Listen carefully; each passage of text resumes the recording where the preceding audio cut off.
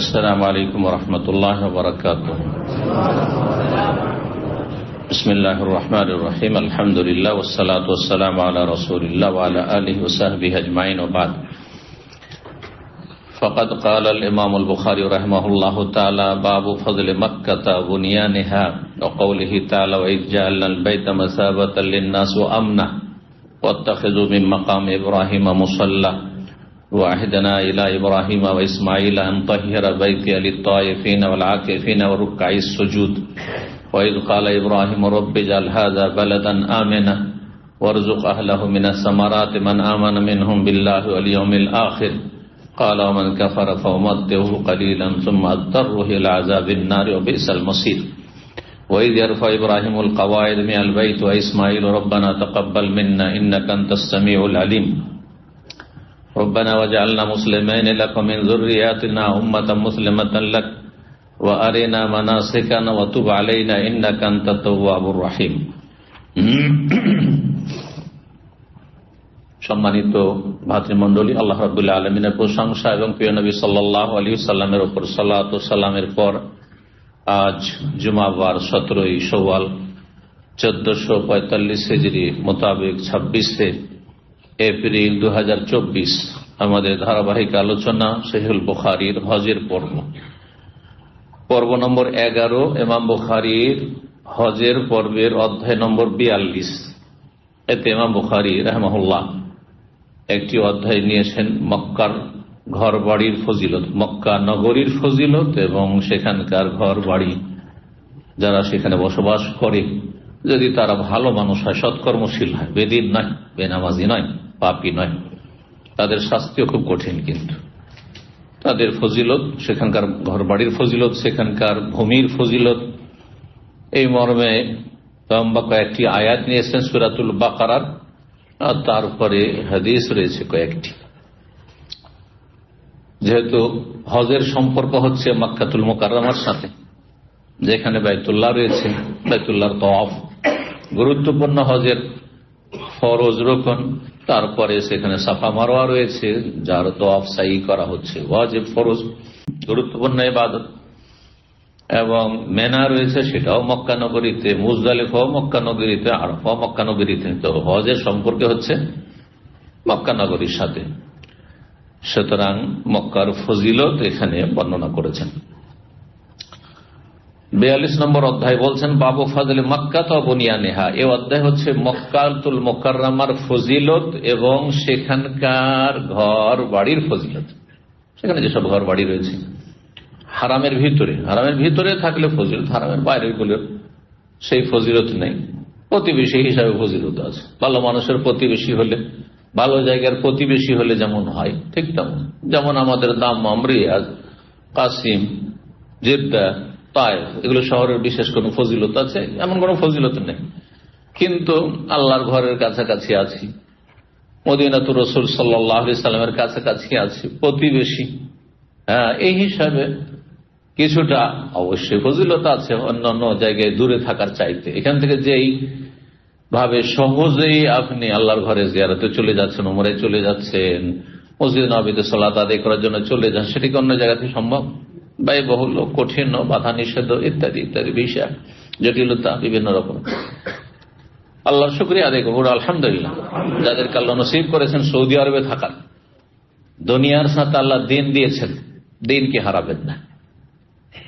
ওরা সবচেয়ে বেশি হতভাগা যারা সৌদি আরব আসার পরে দিন পায়নি। এখান থেকে পয়সা নিয়ে গেছে কিন্তু দিন পায়নি, তাওহীদ পায়নি, সুন্নাত পায়নি, শিরক বিদআত থেকে মুক্ত হয়নি, বেনামাজি নামাজি হইতে পারেনি, অত সৌদি আরব থেকে চাকরি করে গেছে, হারাম খাওয়া ছাড়েনি, এখনো অসৎ জীবন যাপন করছে দেশে গিয়ে। তাদের মতো নিকৃষ্ট আর কেউ নেই। জি, হতভাগা।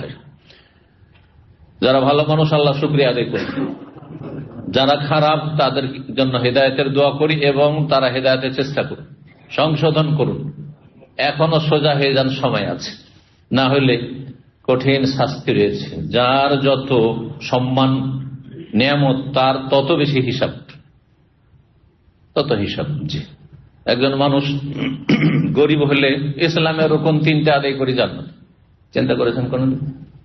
অত ইসলামের রুকন ফরজ।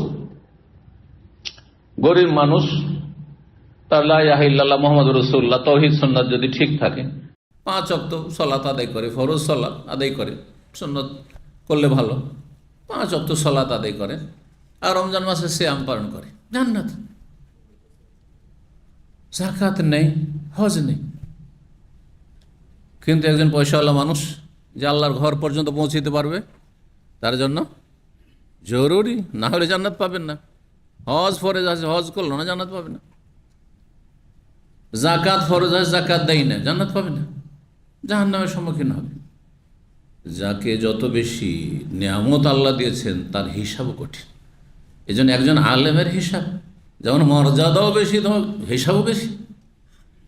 যাকে যত বেশি আল্লাহ দিনের জ্ঞান দিয়েছেন, একজন হাফেজের হিসাব, একজন হাফেজ যদি একজন সাধারণ মানুষের মতো চলাফেরা করে, একজন সাধারণ মানুষও কোরআন তেলাওয়াত করে না দৈনিক, একজন হাফেজও কোরআন তেলাওয়াত করে না, মনে করছেন যে এত সহজ? কঠিন হিসাব রয়েছে। আপনার সিনাতে আল্লাহ 30 পারা কোরআন দিয়েছেন, এত বড় নিয়াম মধ্যে আর কোরআন ছুঁয়ে দেখেন না, কঠিন শাস্তির সম্মুখীন হইতে হবে। জি, আল্লাহ হেদায়েত দান করুন। মাদ্রাসা পড়ার পরে এখানে এসে ভিসা ব্যবসা, অবৈধ ব্যবসা, আদম ব্যাপারী, মাদ্রাসা পড়া বিভিন্ন কওমি আর আলিয়া বিভিন্ন জায়গাতে পড়ে এসে অনেকে এরকম জড়িয়ে, ফজরে দেখা যায় না, তাদের হিসাব আরও কঠিন সাধারণ মানুষের চাইতে। তো মক্কার ফজিলত ও বুনিয়ানিহা, বুনিয়ান মানে ঘর বাড়ি, বানা ইয়াবনি বুনিয়ান মাসদার। এইখান থেকে বিল্ডিংকে আরব দেশে মাবনা বলা হয়, বোঝেন অনেকে হয়তো না। আর রাজমিস্ত্রিকে, রাজমিস্ত্রি আরবি কে জানে? হ্যাঁ, বান্না, বেন্নাই নয়, মানে সব কিছু বিক্রি, একামাকে হাকামা, যেখানে জের সেখানে জবর, যেখানে জবর সেখানে জের। বান্না, বানা ইয়াবনি থেকে হচ্ছে বান্না, মানে যে বেশি বেশি বানায়, মোবাইল লাগার শেখা, বেশি বেশি বানায়, মানে সবসময় ওর কাজই হচ্ছে ঘর নির্মাণ করা, মোবাইল লাগার শেখা। বান্নাউন শব্দটি হচ্ছে বান্নাউন, ফাআলুনের ওজনে। জি, বানা ইয়াবনি থেকে বুনিয়ান মানে ঘর বাড়ি। তো মক্কার ঘর বাড়ির ফজিলত, ওয়া কাউলিহি তাআলা, মহান আল্লাহর বাণী তফসির, ওয়াইজ জাআলনাল বাইতা মাসাবাতাল লিন্নাস, কোরআনে কারীমের আয়াত দিয়ে মক্কার ফজিলত প্রমাণ করেছেন প্রথম, আর তারপরে হাদিস নিয়ে এসেছেন বেশ কয়েকটি। স্মরণ করো, যেখানে কোরআনে ইজ দিয়ে শুরু হয়েছে সেখানে তাফসীরকাররা বলেছেন যে উজকুর একটি ফেল ক্রিয়া উজ্জ আছে। উজকুর যেখানে যেখানে ওয়াইজ, ওয়াইজ কালা রাব্বুকা লিল মালাইকাতি ইন্নী জাইলুন ফিল আরদ। ইজ, ইজ মানে যখন, যখন। তো আল্লাহ বলছেন স্মরণ করো যখন এমনটা হয়েছে, এই স্মরণ করো কথাটি সেখানে উজ্জ আছে, ব্যাস এটা মুখস্থ করে নেন তাফসীরের ক্ষেত্রে। ওয়াইজ জাআলনাল বাইতা, স্মরণ করো যখন আমি বাইতুল্লাহ, আল বাইতা মানে বিশেষ ঘর, বাইতুন মানে যে কোনো ঘর, আর আল বাইত মানে বিশেষ ঘর। যেমন পেন আর দ্য পেন, বুঝছেন না? পেন মানে যে কোনো কলম, কলম নয় যে কোনো কলম, আর দিস ইজ দ্য পেন মানে বিশেষ একটা কলম, বিশেষ কলমকে আপনি করছেন। মারেফা আর নাকেরাত, নির্দিষ্ট আর অনির্দিষ্ট। তো যখন বিশেষ ঘরকে, বিশেষ ঘরটি কি? বাইতুল্লাহ, যেটি আল্লাহর বিশেষ ঘর, সবচেয়ে বিশিষ্ট ঘর। আল্লাহর ঘর তো সবই, কিন্তু তার বিভিন্ন স্তর আছে। সবচেয়ে বিশিষ্ট ঘর আল্লাহর হচ্ছে বাইতুল্লাহ, কাবা। জাআল আল্লাহুল কাবা, তা কাবাও কোরআনে কারিমে কাবা নামে এসেছে। কাব মানে উঁচা জায়গা, তো সম্মানের দিক থেকে উঁচা, আর ঘরটিও উঁচা,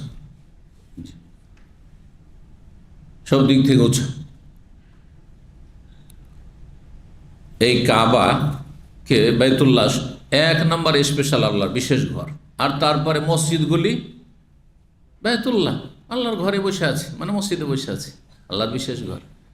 এছাড়া আমার বাড়ি, আপনার বাড়ি, হ্যাঁ, যেখানে যার বাড়ি আছে সবগুলি আল্লাহর ঘর না?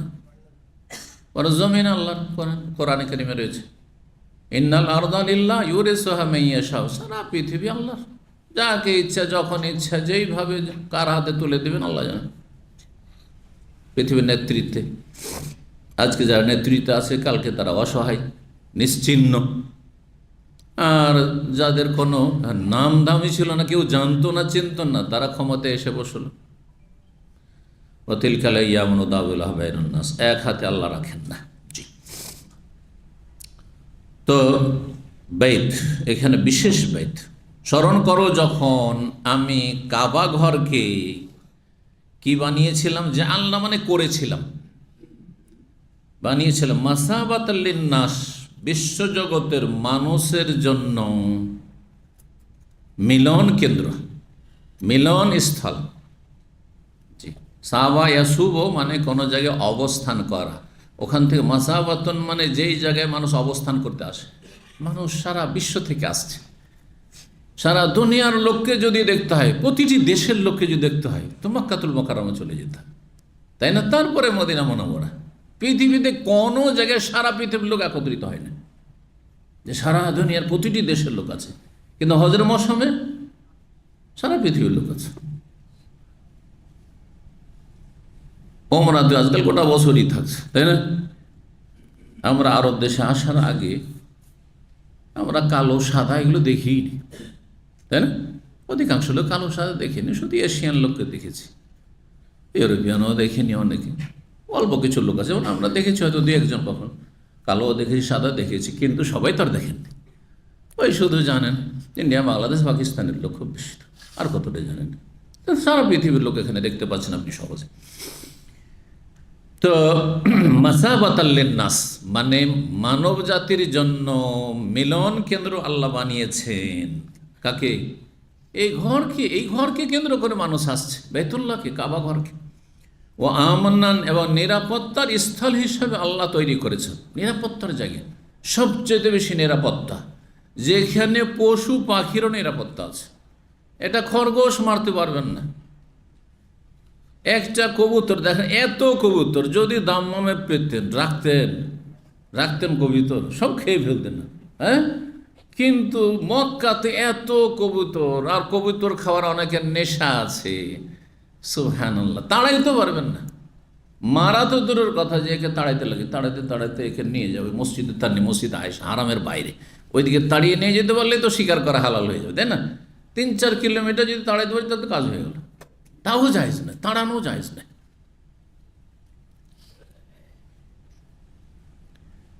অপরাধী যদি বাইরে কোথাও অপরাধ করে, ক্রাইম করেছে বাইরে, আর মক্কা যদি আশ্রয় নেই, তাহলে মৃত্যুদণ্ড তার আছে, মৃত্যুদণ্ড হারামে, হুদুদ হারামে দেওয়া যাবে না, ওকে বাইরে নিয়ে যেতে হবে।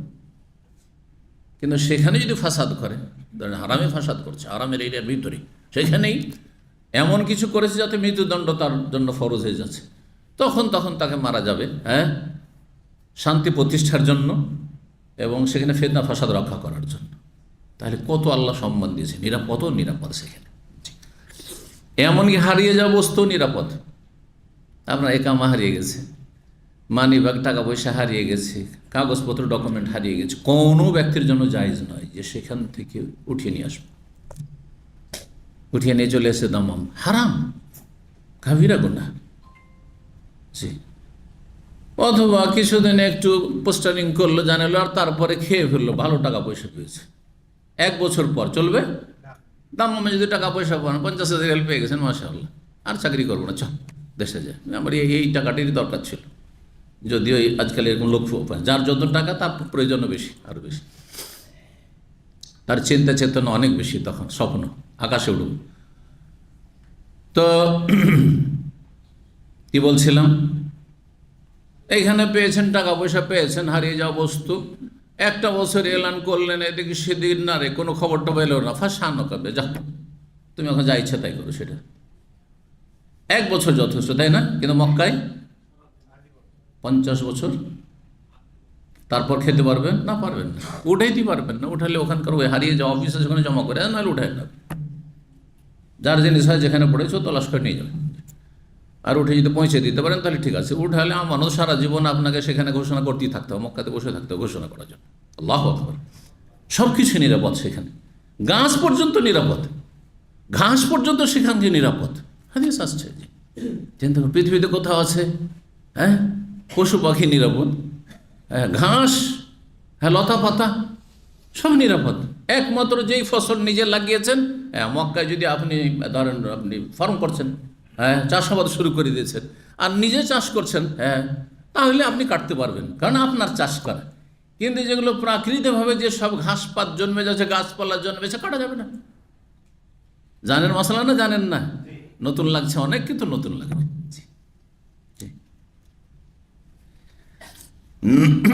ও আমনান, দেখেন কত ব্যাপক নিরাপত্তা, শুধু মানুষের নিরাপত্তা নাই, সবকিছু নিরাপদ সেখানে। ওয়াত্তাখিযু মিন মাকামে ইব্রাহিম মুসাল্লা, ওয়াত্তাখিযুও প্রসিদ্ধ কেরাত, আর ওয়াত্তাখিযু আমরের সেগা, তোমরা গ্রহণ করো, ওয়াত্তাখিযু, আর ওয়াত্তাখাযু তারা গ্রহণ করলো, মাজির সেগা অতীতকাল। দুটো প্রসিদ্ধ কেরাত, সুতরাং দুটোর যে কোনো কেরাত চলবে, তবে আপনি যেই কেরাত তেলাওয়াত করছেন সেই কেরাত ফলো করে চলতে হবে। আর এশিয়ায় বা আরব দেশগুলোতে হাফসান আসেম আবিন নজুদের কেরাত মশহুর, সুতরাং সেই কেরাত ফলো করতে হবে যে কেরাতে আছে। যেমন সূরা ফাতিহাতে মালিক ইয়াউমিদ্দিন পড়ছেন না মালিক ইয়াউমিদ্দিন পড়ছেন আপনারা? না জানেন না, কোনো একটা পড়ে দিই, খেয়াল নেই। অধিকাংশ লোকের অবস্থা কিন্তু এরকম। কি পড়ছেন? মালিক ইয়াউমিদ্দিন পড়ছেন না? এটা প্রসিদ্ধ কেরাত হাফসান আসেম, হাফসের কেরাত, তার ওস্তাদ আসেম বিন আবিন নজুদ। কিন্তু অন্য অন্য মশহুর কেরাত সেগুলি। মালিক ইয়াউমিদ্দিন সূরা নাসে কুল আউযু বিরাব্বিন নাস, মালিকিন নাস পড়ছেন না মালিকিন নাস পড়ছেন? মালিক না মালিক পড়ছেন? মালিকিন নাস, সেখানে কিন্তু আলিফ নেই বা খাড়া জবর নেই, বোঝা গেছে? পক্ষান্তর সূরা ফাতিহাতে মালিক আছে, খাড়া জবর আছে, আলিফ আছে, মালিক নেই। কিন্তু দুটোই জায়েজ, দুটোই প্রসিদ্ধ কেরাত। যারা অন্য কেরাত মরক্কোতে, মরিতানিয়ায়, আফ্রিকাতে, ইউরোপে, অন্য অন্য দেশে, আপনার সোভিয়েত ইউনিয়ন বিগত ছিল যে বোখারা, সামারকান্দ, ওই সব দেশগুলিতে, উজবেকিস্তান, অন্য কেরাত হয়তো তেলাওয়াত করছে, বা আরব দেশে আছে কিন্তু অন্য কেরাত পাঠ করছে, তাহলে সেই কেরাতে তখন মালিক ইয়াউমিদ্দিন পড়বে, মালিক ইয়াউমিদ্দিন পড়বে, মালিকিন নাস পড়বে, তো তাদের জন্য জায়েজ। জি। তো ওয়াত্তাখিযু মিন মাকামে ইব্রাহিম মুসাল্লা, তোমরা গ্রহণ করো মাকামে ইব্রাহিমে সালাতের জায়গা। এখান থেকেই শরীয়তের বিধান হচ্ছে সুন্নাহ, ফরজ নয়, যে তওয়াফ শেষে 2 রাকাত যে তওয়াফের সুন্নাত, সেটা কোন জায়গায় আদায় করা উত্তম? মাকামে ইব্রাহিমের পেছনে, সরাসরি পেছনে সম্ভব হয় তাহলে কিন্তু ভিড় ভাড় করবে না, সেখানে সম্ভবই না।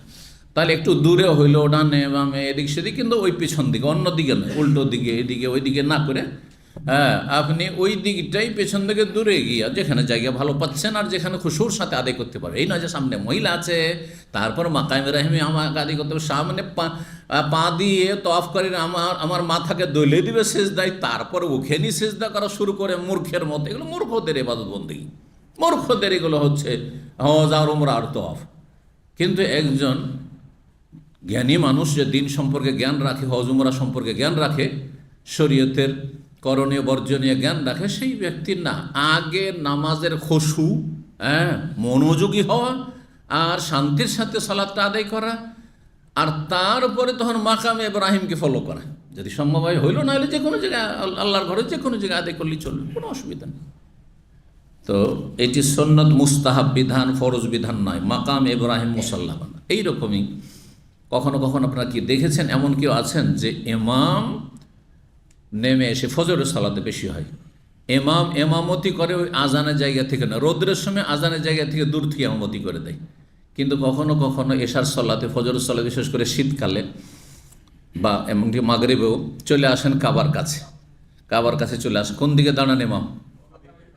বেশিরভাগ মাকাম ইব্রাহিমের দিকে দাঁড়ান। কথা বোঝা গেছে? মাকামের দিকে। ও আহিদনা ইলা ইব্রাহিম, আহিদা ইয়াহাদ মানে উপদেশ দেওয়া, ওয়াদা প্রতিশ্রুতি নেওয়া, নির্দেশ দেওয়া, উপদেশ দেওয়া, এগুলো হয়। তো আল্লাহ বলছেন, আমি নির্দেশ দিয়েছি ইব্রাহিম আলাইহিস সালামকে এবং ইসমাইল আলাইহিস সালামকে। কিসের নির্দেশ দিয়েছিলাম? কাবা ঘর যখন তৈরি করা হল, আনতাহিরা বাইতিয়া, আমার ঘরকে পাক পবিত্র রাখো, কাদের জন্য? লিত্তায়েফিন, তওয়াফকারীদের জন্য। তওয়াফ করতে আসবে যাতে পরিষ্কার পরিচ্ছন্ন পায়।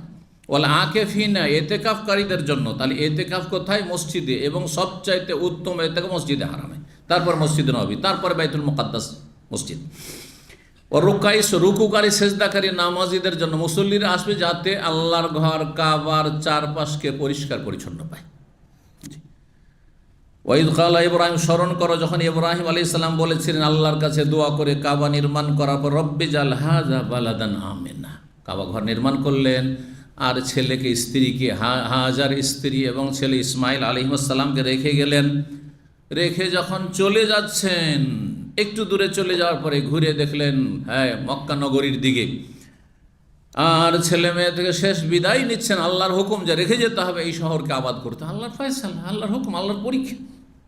এইরকম পরীক্ষা আপনার আমার যদি করা হইতো, যে যাও নিয়ে গিয়ে কোথায় রেখে এসো? কোনো বন জঙ্গলে রেখে এসো। বন জঙ্গল তখন মক্কা, কোনো মানুষ নেই, জনহীন মানুষ, জনহীন প্রান্ত, কোনো কিছু নেই সেখানে, খাদ্যের ব্যবস্থা নেই, পানি নেই, সেখানে ফসল হয় না, কিছু হয় না। আল্লাহর হুকুম, যাও ওখানে রেখে চলে এসো। 1 মাসের রাস্তা অতিক্রম করে শাম দেশ থেকে এসে, ফিলিস্তিন থেকে এসে। আল্লাহু আকবার। বহু পরীক্ষা করেছেন এবং সেই পরীক্ষা, সবগুলি পরীক্ষায় উত্তীর্ণ হয়েছেন, পাশ করেছেন সফলতার সাথে। ওয়াইজতালা ইব্রাহিম রব্বাহু ওয়াইজতালা ইব্রাহিম রব্বাহু বিকালিমাতিন, রব যখন পরীক্ষা করলেন ইব্রাহিম আলাইহিস সালামকে স্মরণ করো, বেশ কিছু নির্দেশ দিবে, কালিমাত ফাতাম্মাহুন্না, সবগুলি পূর্ণ করলেন, মানে সবগুলিতে তিনি পাশ করলেন সফলতার সাথে। এমনকি ছেলেকে জবাই করো, যেমন তেমন কথা, পরীক্ষা, পরীক্ষা হলো পরীক্ষা। রেখে আসো, যাও ছেড়ে দিয়ে রেখে আসো, কোনো খোঁজ খবর নেই, কোনো যোগাযোগের ব্যবস্থা নেই। আজকাল তো আলহামদুলিল্লাহ যোগাযোগের ব্যবস্থা আছে। তারপরে যদি বলা হয় যাও অমুক দেশে রেখে আসো, তুমি এখানে থাকো, ওখানে থাকো, সহজ মেনে নেবেন না আপনি। দুনিয়ার বড় বেনিফিট না হলে এই প্রবাস জীবন মেনে নিতেন, যদি বেতন না থাকতো একদিনের জন্য মেনে নেবেন, কেউ মেনে নেবেন, আমিও নেবেন, আপনিও নেবেন। ইব্রাহিম আলাইহিস সালাম দোয়া করে, রব্বি জাল হাযা, আল্লাহ এই নগরীকে বালাদান আমিনা, নিরাপদ শহর হিসাবে তুমি গ্রহণ করো, নিরাপদ শহর বানিয়ে দাও, নিরাপত্তা যেন কিয়ামত পর্যন্ত বহাল থাকে। ওয়ারযুক আহলাহু মিনাস সামারাত, এবং এখানকার পরিবার পরিজনকে, বসবাসকারীদেরকে তুমি ফলমূল রিজিক দান করো। সুবহানাল্লাহ। আল্লাহর কাছে অসম্ভব কিছু না, চাওয়ার ক্ষেত্রে আল্লাহর জন্য সবই সম্ভব, সুতরাং অসম্ভব মনে করলে হবে না। শুধুমাত্র প্রাকৃতিকভাবে যেগুলি অসম্ভব সেগুলি চাওয়া নিষেধ। কি বুঝলেন? কথাটা বুঝেন। আল্লাহর কাছে কোনো কিছু অসম্ভব নয়। একজন বুড়োকে যুবক করা অসম্ভব নাকি? সম্ভব। তারপরে এই বুড়ো যদি দোয়া করে, যে সাদা দাড়ি হয়ে গেছে, ধরে যে আল্লাহ আমাকে এখন ওই জীবনটা খুব ভালো লাগছে, যখন কিশোর ছিলাম আর মুখমণ্ডের দাড়ি মোচ ছিল না, কত সুন্দর লাগতো, স্মার্ট লাগতো, আল্লাহ আমাকে ওই 10 বছরের বালক বানিয়ে দাও। এই দোয়া করা জায়েজ? এতেদাফির দোয়া, সীমালঙ্ঘন জায়েজ নয়। কেউ যদি দোয়া করেন, আল্লাহ সারা জীবন বাঁচাইতে পারবেন না কিয়ামত পর্যন্ত, আল্লাহ আমাকে ও কিয়ামত পশ্চিম দিকে সূর্য উঠবে যে ওই দিন পর্যন্ত বাঁচিয়ে রাখো, এই দোয়া করা জায়েজ? জায়েজ। কিন্তু আমরা যে বলি যে আল্লাহর কাছে কোনো কিছু অসম্ভব নেই, যেগুলো স্বাভাবিক। সুতরাং কেউ যদি দোয়া করে, একজন সাধারণ মানুষের মধ্যে, আল্লাহ আমাকে কি করে দাও, বাংলাদেশের রাষ্ট্রপতি বানিয়ে দাও, না জায়েজ নাকি দোয়া? না, না জায়েজ নেই, জায়েজ, জায়েজ, জায়েজ। আপনি সেটা দিয়ে আল্লাহর হক রক্ষা করে করতে পারেন তো ভালো, আর না হলে আপনার জন্য বড় পরীক্ষা, যে সেখানে গিয়ে ফেল করে, ওর চাইতে ভালো ছিলেন, গরিব ছিলেন, ভালো ছিলেন। হ্যাঁ, তো আল্লাহর আপনার কাছে দিন দুনিয়ার যে কোনো ভালোটা চাওয়া যাবে, যে কোনো ভালোটা চাওয়া যাবে, সীমালঙ্ঘন যাতে না হয়, প্রাকৃতিক আল্লাহর যা নীতিমালা রয়েছে তার পরিপন্থী যেন না হয়। তো দোয়া করলেন, আল্লাহ মক্কাবাসীকে কি দাও? ফলমূলের রিজিক দাও। কোনো ফল সেখানে ফলের ফলন হয় না। দোয়া করলেন, দেখেন চারিদিক থেকে ফল মক্কায় চলে আসছে যুগে যুগে।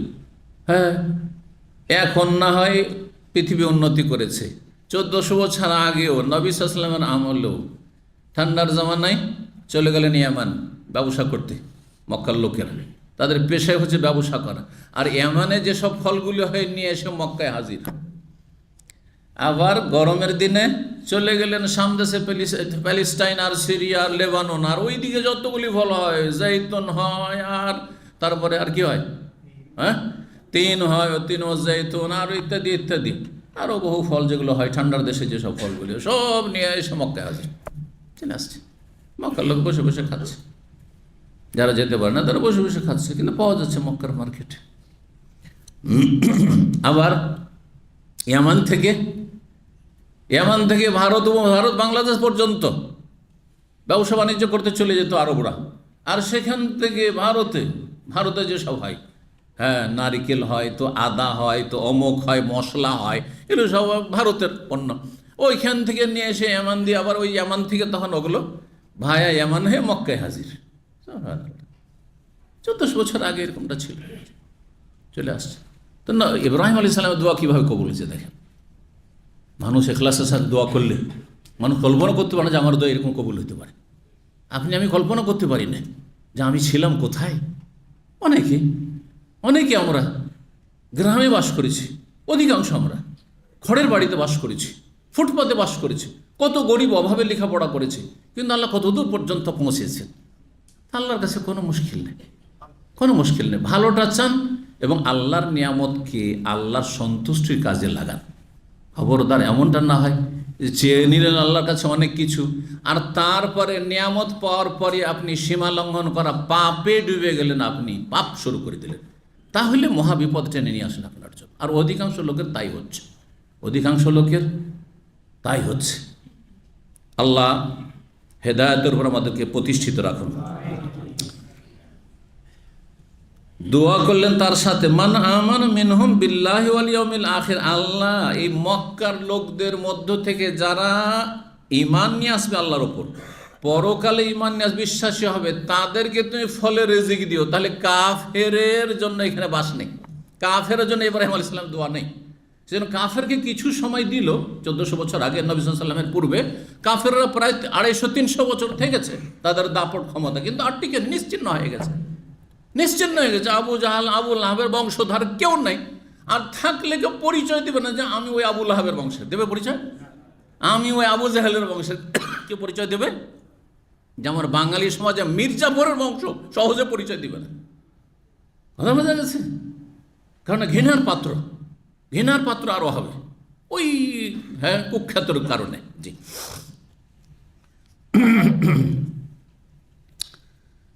কালা, আল্লাহ বললেন যখন দোয়া করে ইব্রাহিম আলাইহিস সালাম, ওমান কাফারা ফাউমাত্তাহু, দেখো সবাইকে কিন্তু আমি শান্তিতে রাখবো যে আল্লাহর হক আদায় করে, আমার হক আদায় করে। ওমান কাফারা, যারা কুফরি করে, ফাউমাত্তাহু কালিলান, তাদেরকে কিছু দিনের ভোগের সামগ্রী দেবো, দুনিয়াতে রাখবো। এই নয় যে কাফের হলে সাথে সাথে আযাব গজব দিয়ে ধ্বংস করে, কাফের করে রাখছেন, দীর্ঘদিন নেতৃত্ব দিচ্ছে, দীর্ঘদিন কাফের জুলুম অত্যাচার চলছে, জালেমের জুলুম চলছে। ফাওমাত্তাহু কালিলান সুম্মা আযতারহু ইলা আযাবিন নার, তারপরে তাকে টেনে হেঁচড়ে নিয়ে যাব জাহান্নামের শাস্তিতে। ওয়াবিসাল মাসির, আর সেটি হচ্ছে বড়ই জঘন্য প্রত্যাবর্তন স্থল। স্মরণ কর, ওয়াইদ ইয়ারফা ইব্রাহিমুল কাওয়াইদ মিনাল বাইত, যখন ইব্রাহিম আলাইহিস সালাম এবং ইসমাইল আলাইহিস সালাম বাইতুল্লাহর বুনিয়াদ কি করছিলেন, যে ভিত্তি, কাওয়াইদ কায়দাতুন, কায়দা মানে ভিত্তি উঁচু করছিলেন, মানে ভিত্তি স্থাপন করে নির্মাণ কাজ শুরু করলেন। তখন তারা দোয়া করছিলেন, মানে কাবা ঘর নির্মাণের শেষে সমাপ্তিতে, রব্বানা তাকাব্বাল মিন্না ইন্নাকা আনতাস সামিউল, হে আমাদের রব, আমাদের পক্ষ থেকে কবুল করো, তাকাব্বাল কবুল করো, মিন্না আমাদের পক্ষ থেকে, ইন্নাকা আনতাস সামিউ, তাকাব্বাল মিন্না শুধু দোয়া, কত ছোট দোয়া, ইন্নাকা আনতাস সামিউল আলিম, আল্লাহর গুণগান, কিন্তু আসল দোয়া হচ্ছে রব্বানা তাকাব্বাল মিন্না, তিনটা শব্দ। রব্বানা, হে আমাদের রব, হে আমাদের মালিক, তাকাব্বাল কবুল করো, মিন্না আমাদের তরফ থেকে। এমনভাবে দোয়া কবুল হলো যে ভাবাই যায় না, সারা দুনিয়ার লোক এই মক্কা নগরীতে আর কাবার তওয়াফ করার জন্য আর হজ করার জন্য এইরকম একবার উদ্গ্রীব থাকবে, হ্যাঁ, অনুরাগী হবে আর ছটপট করবে। যারা আসতে পারছে তারাও বারবার আসতে চাইবে, আর যারা আসতে পারে না কত যে ছটপট করছে, একবার যদি এক নজর আল্লাহর ঘরটা দেখে আসতো, সুবহানাল্লাহ, যাদেরকে নসিব করেছেন। জি হ্যাঁ, বলুন আলহামদুলিল্লাহ। নিশ্চয় তুমি সর্বশ্রোতা সর্বজ্ঞ। রব্বানা, হে আমাদের প্রতিপালক, ওয়াজে আল্লাহ মুসলিমাইন লাকা, আর আমাদের দুইজন বাপ বেটাকে তুমি তোমার অনুগত বানিয়ে দাও। মুসলিম মানে অনুগত, মুসলিমাইনে তাসনিয়া দ্বিবচন।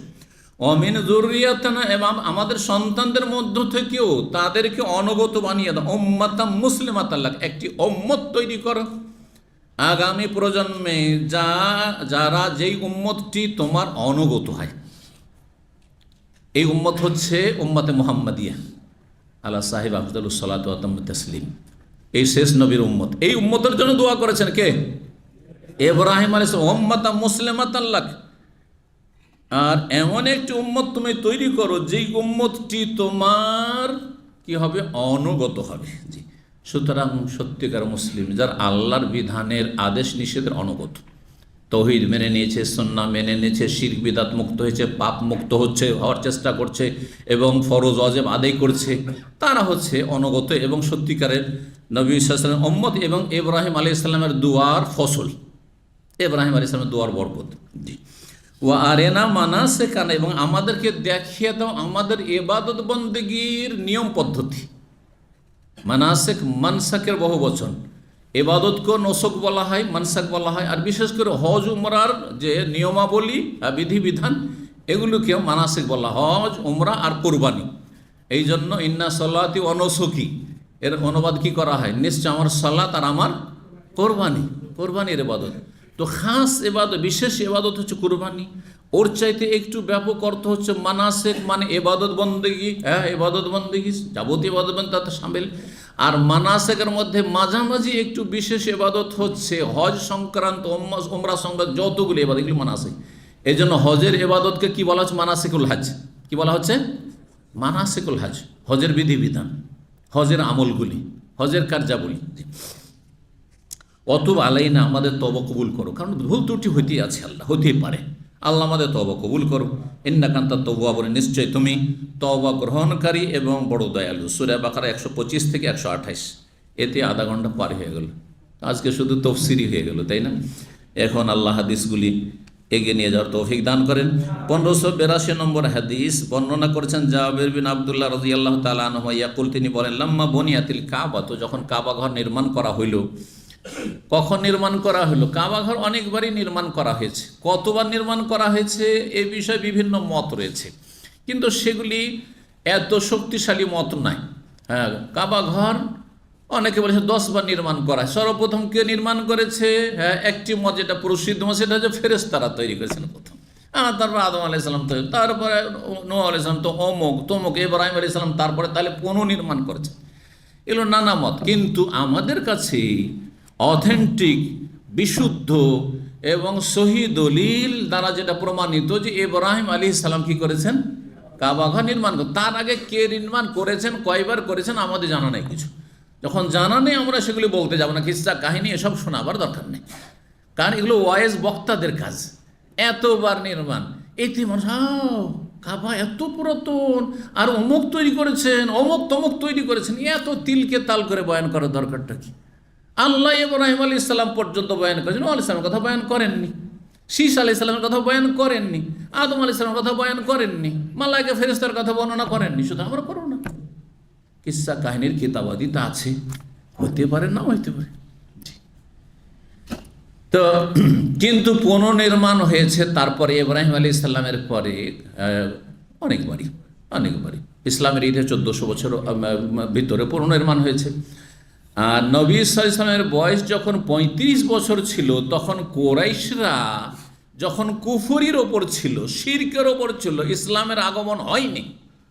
নবী সাল্লাল্লাহু আলাইহি ওয়াসাল্লাম নবী হয়েছেন 40 বছর বয়সে, তার 5 বছর আগে। 35 বছর বয়স মানে নবুয়ত রিসালাতের 5 বছর পূর্বের ঘটনা। কুরাইশরা দেখলো যে কাবা ঘর ভেঙে পড়ছে, এই অবস্থা রাখা যাবে না, কাবা ঘর তৈরি করতে হবে। মিটিং হইলো, তাদের আলাপ আলোচনা হইলো, কিন্তু আমরা তো সব গরিব মানুষ, মক্কার লোকেরা, এত বড় কাবা ঘর তৈরি করা তো খরচ খরচা জুটানো যাবে না, আর কারো হারাম পয়সা নেব না, কারো বেশ্যাখানার পয়সা, পতিতালয়ের ইনকামের পয়সা নেওয়া যাবে না, কারো মদের পয়সা নেওয়া যাবে না, কারো এই পয়সা নেওয়া যাবে না, সেই পয়সা নেওয়া যাবে না, সুদের পয়সা নেওয়া ইত্যাদি, এইসব পয়সা নেওয়া যাবে না। তাহলে তারাও মনে করতো যেগুলো কি পাপের কাজ, পাপের কাজ। হালাল পয়সা দিতে, হালাল রোজগার থেকে দিতে হবে। এই হালাল রোজগার থেকে কালেকশন চাঁদা করতে গিয়ে, কাবা তৈরি করতে গিয়ে টাকা কম পড়ে গেল, অভাব দেখা দিল, যে এত বড় ঘর তৈরি করা যাবে না, তাহলে কি কর, ঘরকে ছোট করে দে। ছোট করার জন্য তখন কয়েক হাত জায়গা, এইদিকে উত্তর দিকে ছেড়ে দেওয়া হলো, যেই জায়গাটি মোটামুটি মানুষ সমান করে ঘেরা আছে, যেই জায়গার দুটি নাম রয়েছে, কে বলতে পারেন? একটি হাতিম, আরেকটি হচ্ছে হিজর। হিজরে ইসমাইল, ওটা লোকদের কথা, ইসমাইল লাগাবেন। হিজরে ইসমাইল মানে ইসমাইলের, মানে ওইখানে তিনি মায়ের কোলে ছিলেন। হিজর মানে কোল হয়, কিন্তু আসলে হিজর শুধু হিজর।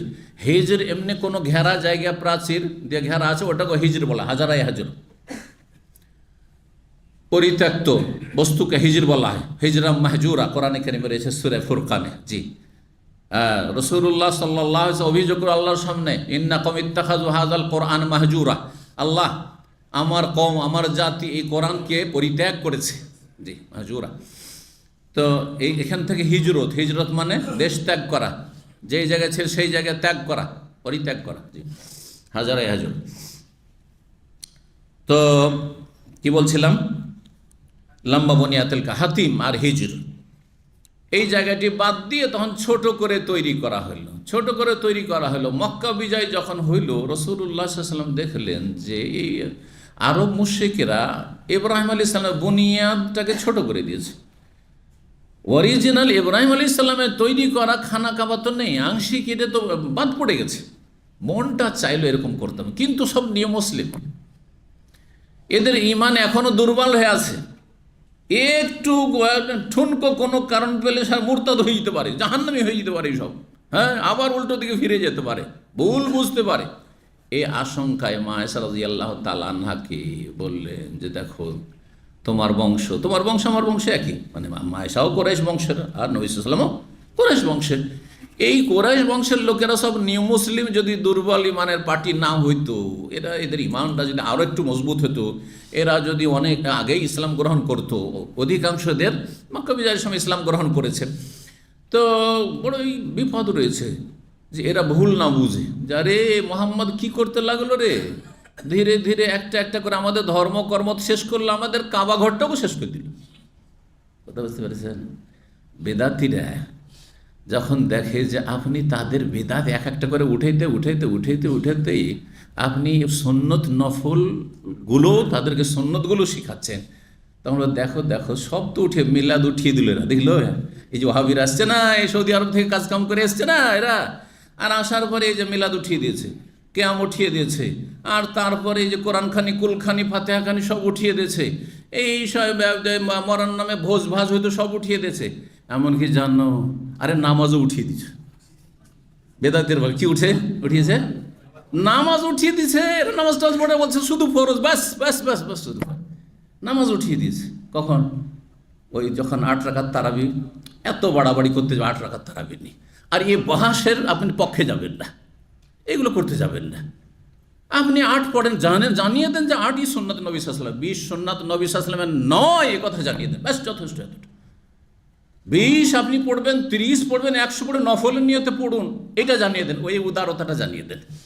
কিন্তু আপনি 8 না 20-এর আপনি বহাস তর্ক করতে লাগবেন, তখন এই বেদাতি নিউ মুসলিমগুলো বা বেদাতি যারা একটু কাছাকাছি এসছে তারাও বিভ্রান্ত হবে, উল্টো দিকে চলে যাবে, আর যারা কট্টর বেদাতি বলার সুযোগ পেয়ে যাবে, দেখো দেখো এরা কি করছে, দেখো কিছু রাখবে, কিছুদিন পর বলে মসজিদ মাদ্রাসা সব বাদ, এই বলে না, সাবধান। নবী সাল্লাল্লাহু আলাইহি ওয়াসাল্লাম এই কথাই শিখিয়েছেন, এই হিকমত শিখিয়েছেন।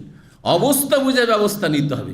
কতটা এরা সাদরে গ্রহণ করতে পারে, কতটা এদের গ্রহণ করার মতো, হজম করার মতো ক্ষমতা আছে, এটা দেখতে হবে। ভালো খাবার পেয়েছেন, আর খেয়ে নিল এখান পর্যন্ত, আর নাড়ি চলে না, নাড়ি চলে না, কাজ করতে পারে, হজম করতে পারছে না, আর তারপর ডায়রিয়া ধরে নিল, মরো অবস্থা, হাসপাতালে পৌঁছে গেলেন। এটা ভালো জিনিস না। যতটা হজম ততটা খান, যেগুলো হজম করবেন সেগুলো খান। আল্লাহ সঠিক বুঝ দান করুন। জি, তো যখন কাবা ঘর নির্মাণ করা হচ্ছিল, তখন মা আয়েশা রাদিয়াল্লাহু তাআলা, এটা তো একটা ঘটনা, কিন্তু মা আয়েশা রাদিয়াল্লাহু আনহা মক্কা বিজয়ের পরে, কথাটা দুটো ঘটনা আলাদা আলাদা।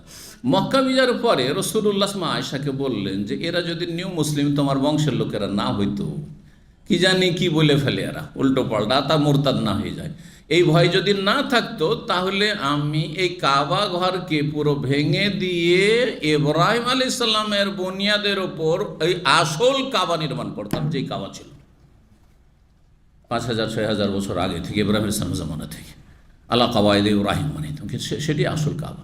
তাহলে এই যে হিজরা বা হাতিমার জায়গাটি ঘেরা আছে, এটাও কাবার অংশ। এর ভিতরে সালাত আদায় করার কাবার ভিতরে সালাত আদায় করা দুটো একই সমান, একই সমান। কেউ আদায় করেছে এর ভিতরে সালাত, বাড়াবাড়ি করবেন। এখন হয়তো যাওয়ার কোনো সুযোগই নাকি, একসময় খুব সহজ ছিল। আমরা একসময় যখন মদিনার ছাত্র ছিলাম, এত খালি থাকতো, মহরম মাসে তখন এত উমরার ভিড় ভাড়া ছিল না, সবসময় খালি থাকতো। যতবার গিয়েছি ততবার গিয়ে সেখানে ভিতরে সালাত আদায় করে নিয়েছি, হয়তো কোনো ভিড় হয়নি। যতবার গিয়েছি হাজরে আসওয়াদ হয়তো চুমা দিয়ে নিয়েছি খুব সহজে। আর এখন তো হাজরে আসওয়াদ দূরের কথা, ওই দিকে রুকনে ইয়ামানির কাছে যাওয়াই সম্ভব হয়নি। তো লম্বা বনিয়াতিল কাবা, কাবা ঘর যখন নির্মাণ করা হলো, মানে কোরেশদের যুগে, মুশরিকদের যুগে, জাহাবান নবী সাল্লাল্লাহু আলাইহি ওয়াসাল্লাম ও আব্বাস, নবী সাল্লাল্লাহু আলাইহি ওয়াসাল্লাম এবং তার চাচা আব্বাস, চাচা ভাতিজা অল্প বয়সের কম বেশি ছিল, বন্ধুর মতো সম্পর্ক ছিল। দুইজনে কি করতে গেলেন, ইয়ানকোলানিল হেজারা, কাবা ঘরের পাথরগুলি নিয়ে এসে দিচ্ছিলেন, মানে নির্মাণ কাজে সহযোগিতা করছিলেন, কাবার পাথরগুলো নিয়ে এসে দিচ্ছিলেন। আর যারা নির্মাণ কাজে ছিল তারা সেই পাথরগুলি বসাচ্ছিল। ফাকাল আব্বাস, আব্বাস রাদিয়াল্লাহু তাআলা আনহু দেখলেন যে নবী সাল্লাল্লাহু আলাইহি ওয়াসাল্লাম কাঁধে করে, ভাতিজা কাঁধে করে নিয়ে আসেন পাথরগুলি, আর কাঁধের হয়তো আঁচড় লেগে যাচ্ছে অথবা লাল হয়ে যাচ্ছে, কষ্ট হচ্ছে ভাতিজাকে। মায়া, চাচার মায়া, বাপের পরে চাচাদের মায়া থাকে, হ্যাঁ, মায়ের পরে খালাদের মায়া থাকে, থাকে না, থাকে না? সুবহানাল্লাহ। তো চাচার মায়া বলছে যে বাবা এক কাজ করো তুমি। ফাকাল আব্বাস, আব্বাস বললেন নবী সাল্লাল্লাহু আলাইহি ওয়াসাল্লাম, ইজআল ইজারাকা আলা রাকাবাতিকা, তোমার লুঙ্গিটা খুলে তোমার কাঁধের উপর দিয়ে নাও, হ্যাঁ এখানে দিয়ে নাও, আর তারপরে তখন এর উপরে পাথর রাখো, তাহলে এখানে দাগ পড়বে না, আর কেটে যাবে না, অথবা কষ্ট পাবে না তুমি একটু, হ্যাঁ কষ্টটা কম হবে। তার মানে এই নয় যে নবী সাল্লাল্লাহু আলাইহি ওয়াসাল্লাম বিবস্ত্র হয়ে গেছেন। মানুষ লুঙ্গির নিচেও আন্ডারপ্যান্ট থাকে, আজকাল একবারে টাইট জাঙ্গিয়া হয়েছে। আমাদের বাবা আমলে, দাদা আমলে আন্ডার প্যান্ট বলতাম ওকে, বুঝেন না, বুঝেন না, হাফ পায়জামা, এই যে সৌদিরা যেমন পরে না জুব্বার নিচে, দেখেছেন? ঠিক ওই রকমই, কারো মনে আছে এইরকম, না দেখেছেন না দেখেন নাই? ঢিলা ঢালাও হাফ পায়জামার মতো থাকে, এখনও পাওয়া যায়, এখানেও মার্কেটে এখন পাওয়া যায় এগুলো। তো এইগুলো তৈরি করে পড়তো। তো হতে পারে যে এইরকম পোশাক ছিল। এখান থেকে এটা মনে করবেন না যে নবী সাল 35 বছর বয়সে আর ভাতিজাকে বললেন যে তুমি বিবস্ত্র হয়ে যাও, না, আরবরাও এটাকে ওইভাবে নিত না সেই যুগে, কারণ তখনও সভ্যতা ছিল। এমন না যে মানুষ এত অসভ্য ছিল যে কাপড় টাপড় খুলে আবার বিবস্ত্র হয়ে যাবে। জি, তো যেহেতু হাদিস স্পষ্ট আছে, কেউ এরকম ভাবতে পারে। আর আমরাও যখন পড়ি এই হাদিসটি ছাত্র জীবন, তখন চিন্তা করতাম যে কথাটা যদি এইভাবে নেওয়া হয় যে নবী সাল্লাল্লাহু আলাইহি ওয়াসাল্লামকে লুঙ্গি খুলতে বলে, আর লুঙ্গি খুলে কাঁধের উপর দিয়ে দিলেন, তাহলে শরীরে কাপড় থাকলো না, থাকলো না, হয়তো গায়ে কাপড় নেই এখানে, তারপরে হাফ প্যান্ট হয়তো আছে, রান কিছু খোলা আছে, রান প্রয়োজনে খোলা যায়, রান খোলা হারাম নেই।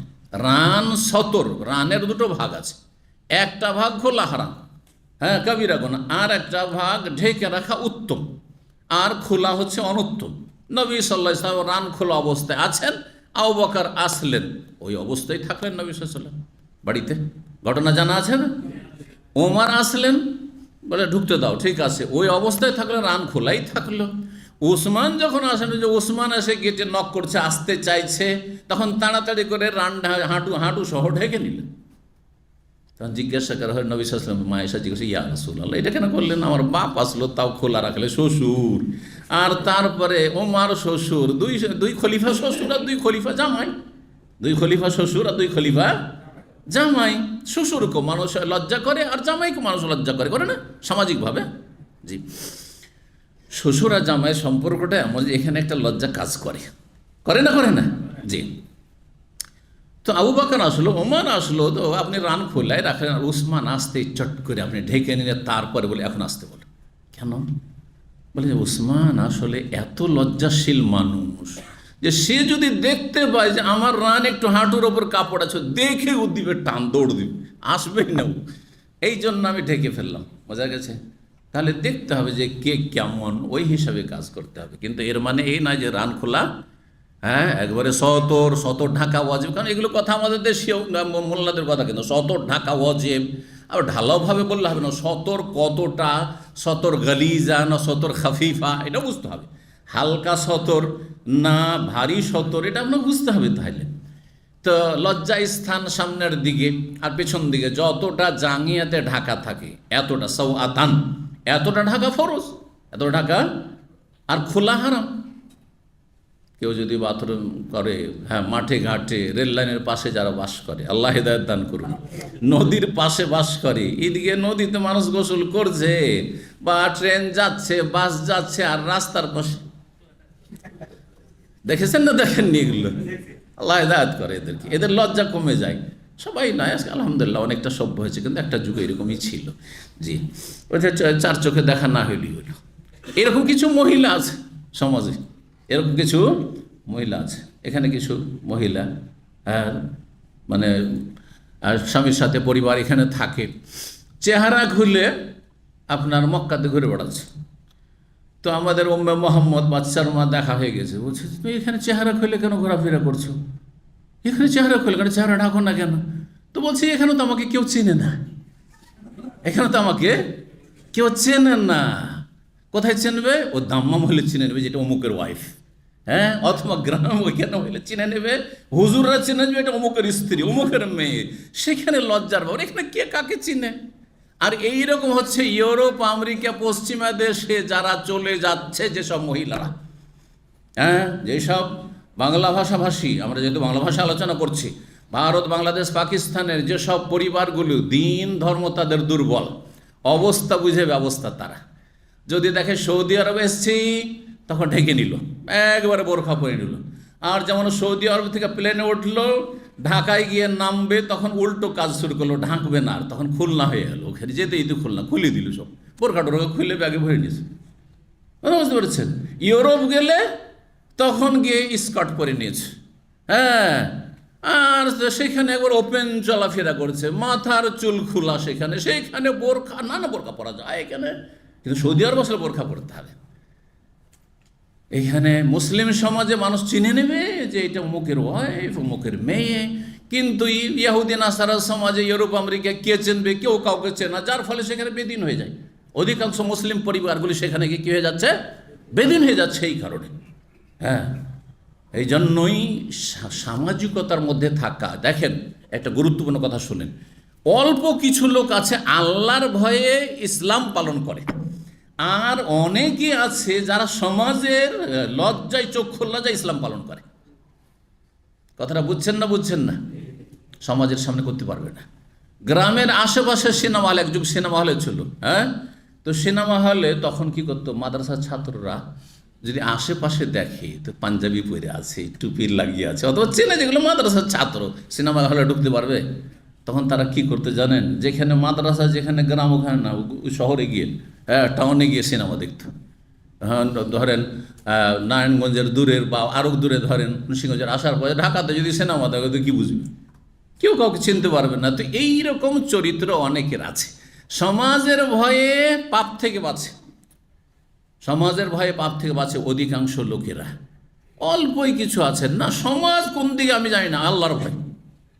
আর এটা সবচেয়ে বেশি শক্তিশালী উপায়, যে আমি মানুষের জন্য ইসলাম পালন করি না, আর মানুষের জন্য হালাল হারামের বাছাই করি না, আমি আল্লাহ সন্তুষ্টির জন্য করছি। আল্লাহ তৌফিক দান করেন। যাই হোক, নবী সাল্লাল্লাহু আলাইহি সাল্লামকে যখন বলা হইলো, কাঁধে দিয়ে নিলেন, আর তারপরে পাথর নেওয়া শুরু করবেন। এই লঙ্গিটা খুলতেই সুবহানাল্লাহ, আল্লাহ নবী সাল্লাল্লাহু আলাইহি সাল্লামকে এইরকম অবস্থায় থাকতে দেবেন না। ফাখাররা ইলাল আরদি, হঠাৎ করে জমিনে আছাড় খেয়ে পড়ে গেলেন রাসূলুল্লাহ সাল্লাল্লাহু আলাইহি ওয়াসাল্লাম, আছাড় খেয়ে পড়ে গেলেন, বেহুশ হয়ে গেলেন তিনি। ফাতামাহাত আইনাহু ইলাস সামা, আকাশের দিকে বড় বড় চোখ করে তাকাতে লাগলেন। যারা সেন্সলেস হয়ে যায় কি হয়, চোখ বড় বড় হয়ে যায় আর তাকাতে থাকে, এইরকম হয়ে বেহুশ হয়ে গেল রাসূলুল্লাহ সাল্লাল্লাহু আলাইহি ওয়াসাল্লাম। আর তারপরে যখন হুঁশ ফিরে এসছে বলছেন আরিনি, সাথে সাথে হুঁশ ফিরে এসছে, আরিনি এজারি, আমার লুঙ্গি দেন, দেন লুঙ্গিটা দেন, লুঙ্গি দেন, লুঙ্গি দেন আমাকে। সুবহানাল্লাহ। নবী সাল্লাল্লাহু আলাইহি ওয়াসাল্লামকে আল্লাহ প্রাকৃতিকভাবে অত্যন্ত লজ্জাশীল করেছেন। খুব লজ্জাশীল মানুষকে যদি আপনি তার লজ্জার বিপরীত কোনো কিছু করতে লাগেন তাহলে হুঁশ হারিয়ে যাবে, হুঁশ হারিয়ে যাবে, হ্যাঁ, ব্যালেন্স হারিয়ে ফেলবে সে। কিন্তু যে নির্লজ্জ সে সবই করতে পারে। 1583 নম্বর হাদিস। হাদিস বর্ণনা করেছেন মা আয়েশা রাদিয়াল্লাহু তাআলা আনহা, নবী সহধর্মিনী বলছেন, আন্না রাসূলুল্লাহ সাল্লাল্লাহু আলাইহি ওয়াসাল্লাম কাল, আল্লাহ রাসূলুল্লাহ সাল্লাল্লাহু আলাইহি ওয়াসাল্লাম বললেন তাকে, কি বললেন, আলাম তারাই, তুমি কি একটু চিন্তা করে দেখো না, আন্না কওমাকে হিনা বানাউল কাবা, তোমার সম্প্রদায় কুরাইশরা যখন কাবা ঘর নির্মাণ করেছিল, পুনর্নির্মাণ, ইকতাসারু আন কাওয়াইদ ইব্রাহিম আলাইহিস সালামের বুনিয়াদ ভিত্তি থেকে তারা ছোট করে ফেলেছিল। ইকতাসার মানে ছোট করে ফেলেছিল। কালা বললেন নবী সাল্লাল্লাহু আলাইহি ওয়াসাল্লাম, আমার মনটা চাইছে যে বড় করে ইব্রাহিম আলাইহিস সালামের বুনিয়াদের উপর আমি তৈরি করি, কিন্তু লাউল্লাহ হিদসানু কওমিকে বিল কুফরি, কুফরির যুগের সাথে তোমার সম্প্রদায়ের জামানাটা যদি কাছাকাছি না হইতো, এই নব্য সব নতুন মুসলিম এরা যদি না হইতো, নতুন নতুন ইসলাম গ্রহণ করেছে, এদের ইমান কচুর পাতার পানির মতো টলমল করছে, কি জানি কি যে মন্তব্য করে ফেলে আর উল্টো পাল্টা কাজ করে ফেলে, মুরতাদ না হয়ে যায়, এই ভয় যদি না থাকতো লাফালতো, তাহলে আমি করে ফেলতাম এটা, মানে ইব্রাহিম আলাইহিস সালামের ভিত্তিতে আমি ফিরিয়ে নিয়ে যেতাম। কাল আব্দুল্লাহ রাদিয়াল্লাহু তাআলা আনহু বলছেন, লাইন কানাত আয়েশা তো সামিয়াত হাযা মিনান নবী সাল্লাল্লাহু আলাইহি ওয়াসাল্লাম মা উরিয়া রাসূলুল্লাহ সাল্লাল্লাহু আলাইহি ওয়াসাল্লাম তারাকা ইসলাম রুকনাইন আল্লাযাইনি ইয়ালিয়ানিল হিজর ইল্লা আন্নাল বাইতা লাম ইউতাম্মাম আলা কাওয়াদ ইব্রাহিম। আব্দুল্লাহ সাধারণত বলে আব্দুল্লাহ বিন মাসউদ হয়, আর এখানে আব্দুল্লাহ সালেম বিন আব্দুল্লাহ বিন মোহাম্মদ বিন আবি বকর হতে পারেন, বা তারপরে আব্দুল্লাহ বিন ওমর রয়েছেন। মা আয়েশা থেকে বর্ণনা করে আব্দুল্লাহ বিন ওমর হওয়ার সম্ভাবনা বেশি রয়েছে। তো বলছেন যে আব্দুল্লাহ বিন ওমর, সাধারণত শুধু আব্দুল্লাহ হাদিসের কিতাব হলে আব্দুল্লাহ বিন মাসউদ উদ্দেশ্য হয়, কিন্তু এখানে সেটা নয়, যেহেতু বর্ণনাকারী আব্দুল্লাহ বিন ওমর। বলছেন আব্দুল্লাহ বিন ওমর বলেন, লাইন কানাত আয়েশা তো সামিয়াত হাযা, আয়েশা রাদিয়াল্লাহু তাআলা আনহা যদি এই কথা শুনে থাকেন যে দেখো এই কুরাইশরা তোমার বংশের লোকেরা যদি নিউ মুসলিম না হইতো, তাহলে আমি কি করতাম, এই কাবাকে ইব্রাহিম আলাইহিস সালামের বুনিয়াদের দিকে ফিরিয়ে নিয়ে যেতাম, হ্যাঁ, যে আসল কাবা ছিল সেই কাবা আমি তৈরি করতাম, আর এটা কুরাইশরা যা তৈরি করেছিল আমার 35 বছর বয়সে, এটাকে এভাবে রাখতাম না, অসম্পূর্ণ কাবা। জি। তো বলছেন তিনি, যদি তিনি এই কথা শুনে থাকেন, কথাটা সত্যি হয়, তাহলে মা ওরিয়া রসুল তারকা ইসলাম আর রুকনাইনে, রাসূলুল্লাহ সাল্লাল্লাহু আলাইহি ওয়াসাল্লাম যে কাবার 4টি কর্নারের 2টি কর্নার স্পর্শ করতেন আর 2টি করতেন না, এটা শরীয়তের বিধান না। কাবার কর্নার বা কোনা হচ্ছে কয়টি? 4টি কোনা। 4টি কোনার কয়টি কোনাতে ইসলাম করতে হবে, স্পর্শ করতে হবে? 2টি, আর 2টিতে করতে হবে না। কোন 2টিতে করতে হবে? এক হচ্ছে 1 নম্বর, যেই কন্যা রুকনে ইয়ামানি, মানে ইয়ামানের দিকে তো দুটোই, কিন্তু রুকনে ইয়ামানি কিন্তু দুটোই। আমরা রুকনে ইয়ামানি সাধারণ মানুষরা বুঝি যেটা আপনার কোন দিকে আছে, ইয়ামানের দিকে, কিন্তু সেটা দক্ষিণ পশ্চিম দিকে আছে, দক্ষিণ পূর্বে যেখানে হাজরা আসওয়াদ আছে ওইটাকে রুকনে ইয়ামানি বলি না। দুটো রুকনে ইয়ামানি ইয়ামানের দিকের কোনা, আর দুটো হচ্ছে শাম দেশের দিকের কোনা। দুটো হচ্ছে শাম দেশের দিকের কোনা, উত্তর দিকের যে দুটো কোনা, উত্তর দিকের দুটোই কোনা ইব্রাহিম আলাইহিস সালামের বুনিয়াদের উপর আছে কি নেই, ওইদিকে ছেড়ে দেওয়া হয়েছে কয়েক হাত। তাহলে সেই কোনাগুলি কুরাইশরা যে তৈরি করেছে ছোট করে, সেই কোনা আসল ইব্রাহিম আলাইহিস সালামের তৈরি করা ঘরের কর্নার নয় সেগুলো। তো দুটো কর্নারে নবী সাল্লাল্লাহু আলাইহি ওয়াসাল্লাম ইসলাম করে স্পর্শ করতেন, কিন্তু দুটো কর্নার মধ্যে পার্থক্য আছে। একটি হচ্ছে রুকনে ইয়ামানি, সেখানে শুধু ইসলাম কি করবেন, ছুঁইবেন, ছুঁইতে পারলে ছুঁইবেন, আর চুমা দিবেন, সরাসরি চুমা দেবেন না, সুন্নাতের খেলাফ, বেদাত। কেউ যদি হাতে ছোঁয়ার পরে চুমা দেয় তাহলে বেদাত, চুমা দেওয়া নেই। তাহলে দুটোর মধ্যে একটি বৈশিষ্ট্য আছে, সেটা কি, একটি কাজ, সেটা শুধু স্পর্শ করা। আচ্ছা, ওখানে ইশারা করবেন না, না ইশারাও নেই সেখানে, কিন্তু ইশারাও নেই। যদি ছুঁইতে পারেন শুধু ছুঁয়ে নেবেন, ইসলাম করবেন। পক্ষান্তরে হাজরে আসওয়াদ যেই কোণাতে আছে সেই কোণায় কি করবেন? হ্যাঁ, ছুঁইতে পারলে ছুঁইবেন, হ্যাঁ, আর চুমা দিবেন। যদি সরাসরি চুমা দেওয়া সম্ভব হয় সবচেয়ে ভালো, সরাসরি মুখ লাগিয়ে চুমা। যদি না হয় তো হাত লাগালেন, হাত দিয়ে চুমা দিলেন, হ্যাঁ, অথবা লাঠি দিয়ে, লাঠি ঠেকাইতে পারলেন, যে লাঠিটাকে ঢুকিয়ে দিলেন আর ঠেকিয়ে দিলেন আপনি কি সে হাজরে আসওয়াদে, আর তারপরে সেই লাঠিটাতে চুমা দিলেন। এতগুলির কোনোটাই যদি না করতে পারেন, শুধু ইশারা করতে হয়, ইশারা করার পরে আল্লাহ আকবার করবেন না, এটা করবেন না, এটা করবেন। ভালো করে শিখে, ভালো করে শিখে। যে কথাটি বলছিলাম যে হাজরে আসওয়াদের কর্নারে স্পর্শ করা, ছোঁয়াও আছে আর চুমা দেওয়া আছে। কেন দুটো কাজ আছে? কারণ এখানে দুটো বৈশিষ্ট্য আছে, দুটো গুণ আছে। একটি গুণ হচ্ছে যে এটি ইব্রাহিম আলাইহিস সালামের বুনিয়াদের উপর স্থাপিত কোণা। 2 নম্বর গুণ হচ্ছে এখানে হাজরা আসওয়াদ নামক মোবারক পাথর আছে। এই 2 বৈশিষ্ট্যর কারণে দুটো আমল এখানে করবেন। পক্ষান্তরে যেটা রুকনে ইয়ামানি, হ্যাঁ, দক্ষিণ পশ্চিম দিকের কোণা, যেখান থেকে হাজরা আসওয়াদ পর্যন্ত রব্বানা আতিনা ফিদ দুনিয়া হাসানা ওয়া ফিল আখিরাতি হাসানা ওয়া কিনা আযাবান নার পড়ার বিধান রয়েছে শরীয়ত সুন্নত। সেই কর্নারে যেহেতু একটি গুণ আছে, বৈশিষ্ট্য, সেজন্য একটি কাজ করবেন। কি বৈশিষ্ট্য আছে বললাম? ইব্রাহিম আলাইহিস সালামের বুনিয়াদের উপর সেটা কায়েম আছে, প্রতিষ্ঠিত আছে। সেই কোণাটি ইব্রাহিম আলাইহিস সালামের তৈরি করা কোণা, সুতরাং সেখানে কি করবেন? শুধু ছুঁইবেন, চুমা দেবেন না। এর বোঝা গেছে? এখন বাকি দুটো কর্নারকে যদি সংক্ষেপের নামকরণ হয় তাহলে দুটোর নাম হচ্ছে রুকনে শামি, রুকনাইনে শামিয়ানে, সামদেশের দিকে দুটো কোণা। কিন্তু কোন হাদিসে বা সিরাতের কিতাবে দুটোর নাম 2 রকম পাবেন। একটির নাম হচ্ছে রুকনে শামি আর একটির নাম রুকনে এরাকি। কেন? কারণ যেটি কোন দিকে আছে? উত্তর পূর্ব দিকে, একটু উত্তর পূর্ব দিকে, এইদিকে কিন্তু এরাক পড়বে। এদিকে কি পড়বে? এরাক পড়বে উত্তর পূর্বে। উত্তর কোন দিকে? এখান থেকে, যেহেতু পশ্চিমের দিকে, উত্তরের দিকে। উত্তর কোন দিকে আছে? উত্তর পূর্বে, এই সাইডে, তো এরাক পড়বে এইদিকে। যার ফলে ওটার নাম কি? রুকনে এরাকি। আর যেটা উত্তর পশ্চিম দিকের কোণা, সেই দিকে কি পড়ছে? সামদেশ। সামদেশের মধ্যে সিরিয়া, লেবানন, জর্ডন, ফিলিস্তিন, সবগুলি দেশ সামদেশ পড়ছে। সেজন্য সেই কোণার নাম কি? হ্যাঁ, রুকনে শামি। কিন্তু পুরোটাকে যদি উত্তর দিক ধরেন, আপনি উত্তর পূর্ব উত্তর পশ্চিমের ভাগ করলেন না, উত্তর পূর্ব উত্তর পশ্চিমের ভাগ করতে গেলেন না, উত্তর দিক, এইদিক উত্তর দিক। আমি বললাম উত্তর পশ্চিম না উত্তর, কি বলছে উত্তর পশ্চিম না উত্তর, কি বলছে পূর্ব উত্তর, এসব বলতে গেলাম না। আমি কি বললাম? শুধু উত্তর বললাম। তাহলে সেই উত্তর দিকে কি আছে? কোন দেশ আছে?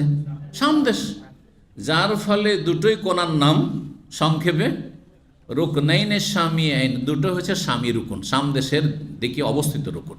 ঠিক ওই রকমই ইয়ামান দেশ যেহেতু দক্ষিণ দিকে আছে, সেই জন্য দক্ষিণ পূর্ব হোক আর দক্ষিণ পশ্চিম হোক, দুটোরই নাম হচ্ছে রুকনে ইয়ামানি, দুটোর নাম রুকনে ইয়ামানি। কিন্তু এখানে হাজরা আসওয়াদ থাকার কারণে রুকনে ইয়ামানির নামটি সাধারণ লোকেরা জানেন না, হাজরা আসওয়াদের কোণার নাম। শুধু ওই বাকি কোণাটাকে কি বলে? রুকনে ইয়ামানি বলে। কিন্তু এমন দেশে দিও, এমন দেশে দিও। জি, আশা করি বিষয়টি বোঝা গেছে। তো বলছেন যে রাসূলুল্লাহ সাল্লাল্লাহু আলাইহি ওয়াসাল্লাম 2 কোণাতে স্পর্শ করেছেন, 2 কোণায় করেননি। এর হিকমতটা বুঝতে পারলাম এই কথা থেকে যে ইব্রাহিম আলাইহিস সালাম বুনিয়াদের উপর বাকি 2 কোণা নেই। যখন নেই তখন তার কোনো তেমন বৈশিষ্ট্য নেই যে ইব্রাহিম আলাইহিস সালামের বুনিয়াদটা কায়েম আছে, সুতরাং সেখানে ছোঁয়াও নাই, স্পর্শ করাও নেই। বলছেন ওরা আছে, মা ওরা রাসূলুল্লাহ, রাসূলুল্লাহ সাল্লাল্লাহু আলাইহি ওয়াসাল্লামকে আমি মনে করি না যে তারাকা ইসলাম আর রুকুনানে, 2টি কর্নার স্পর্শ করা যে তিনি পরিত্যাগ করেছেন। আল্লাযাইনি ইয়ালিয়ানাল হিজর, যেই 2টো কর্নার হিজরের দিকে আছে। এই যে হিজরের নাম আসলো, হাতিমের অপর নাম কি? হিজরের দিকে আসলো এবং অবস্থিত। ইল্লা আন্নাল বাইতাল্লাম ইউতাম্মাম আলা কাওয়াদ ইব্রাহিম, বাইতুল্লাহকে ইব্রাহিম আলাইহিস সালামের ভিত্তির ওপর স্থাপিত করা হয়নি উত্তর দিকে, যার ফলে 2 কোণা স্পর্শ করা হয় না। তাহলে কেউ যদি তওয়াফ করতে গিয়ে মক্কায় এই কোণাগুলি 6 গিয়ে এদিকে উত্তর পূর্ব উত্তর পশ্চিম এই দিকের কর্নারগুলি স্পর্শ করে, তো সুন্নত বলবেন না বেদাত বলবেন? বেদাত। জি, ভালো করেছেন। এইরকমই কাবা ঘরের যেখানে সেখানে গেলাফে হাত দেওয়া, হ্যাঁ, আবেগের সাথে, এগুলো সুন্নতের খেলাফ, এগুলো বিদআত, জায়েজ নেই। 1584 নম্বর হাদিস বর্তমান আয়েশা রাদিয়াল্লাহু তাআলা বলছে, সালতুন নবী আনিল জাদরি আমিনাল বাইত হুয়া, আমি নবী সাল্লাল্লাহু আলাইহি ওয়াসাল্লাম জিজ্ঞাসা করলাম এই দেয়াল প্রাচীর সম্পর্কে। কিসের প্রাচীর? এই হাতিমের বা হিজরের যে প্রাচীর উত্তর দিকে, এটা সম্পর্কে জিজ্ঞাসা করলাম, এটা কি বাইতুল্লাহর অংশ কিনা? কালা নাম, হ্যাঁ এটাও বাইতুল্লাহর অংশ, কাবা ঘরের অংশ। কৌতো, আমি বললাম ফামা লাহুম লাম ইউদখিলু ফিল বাইত, কি ব্যাপার যে এটা কি বাইতুল্লাহর অংশ, যখন তো বাইতুল্লাহর মধ্যে শামিল কেন করা হয়নি, এটাকে বাইরে কেন ছেড়ে দিয়েছে, এভাবে কেন ছেড়ে দিয়েছে? কালা, তখন নবী সাল্লাল্লাহু আলাইহি ওয়াসাল্লাম, আলাম তারাই কওমাকে, তোমার সম্প্রদায় কুরাইশদেরকে জানো না, কাসসারাত বিহিমিন নাফাকাত, তাদের হালাল পয়সা এতে যে খরচ করবে সেটা কমে যায়, হ্যাঁ কমতি হয়ে যায়, ঘাটতি হয়ে যায়, যার ফলে তারা এটা করতে পারেনি। জি, ও তো আমি বললাম ফামাশান ও বাবিয়া মুরতাফিয়ান, তখন জিজ্ঞেস করলাম, আচ্ছা দরজাটা এত আঁকা ইয়েতে মানুষ সমান উঁচাতে কেন? দরজা স্বাভাবিক, কিসের সাথে লেগে থাকবে? জমিনের সাথে লেগে থাকবে, তো এত উঁচাতে কেন দরজা? এইটা কেন করে? এটাও কিন্তু ইব্রাহিম আলাইহিস সালামের তরিকাতে তৈরি করা হয়নি, এটা কুরাইশরা তৈরি করেছে, সবাইকে ঢুকতে দেবো না, ঢোকার জন্য যাতে মইল লাগে, সিঁড়ি লাগে, আর সিঁড়ি লাগলে সবাই ঢুকতে পারবে না, দায়িত্বশীলরা ঢুকতে দিলেই ঢুকতে পারবে। এইগুলো তাদের কি মণ্ডলী মাতাব্বরি, আমাদের দেশে যেমন মণ্ডল মাতাব্বর আছে না, তো মক্কা তো মণ্ডল মাতাব্বর ছিল, এই মণ্ডলী মাতাব্বরি। কিন্তু ইব্রাহিম আলাইহিস সালাম বুনিয়াদি ছিল, সরজমিনে দরজা ছিল, যার ইচ্ছা দরজা খোলা আছে, ঢুকো, ঢুকো, বেরো, অসুবিধা নেই।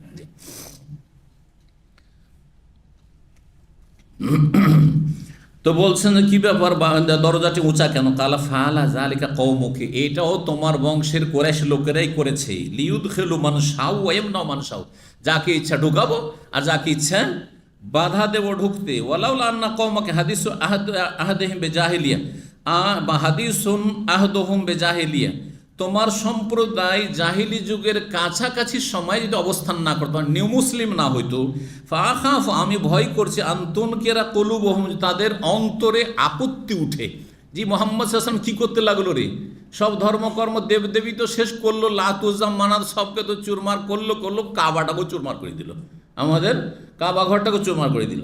এই ভুল যেন না বুঝে, সেই জন্য এটা করতে পারলাম না।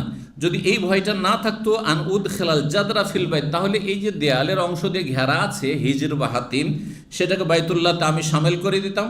ওয়ান উল শেখা বাবা বিল আর এই কাবার দরজাটা সরজমিনি করে দিতাম, এত উঁচাতে রাখতাম না, ইব্রাহিম আলাইহিস সালামের মতো করে দিতাম।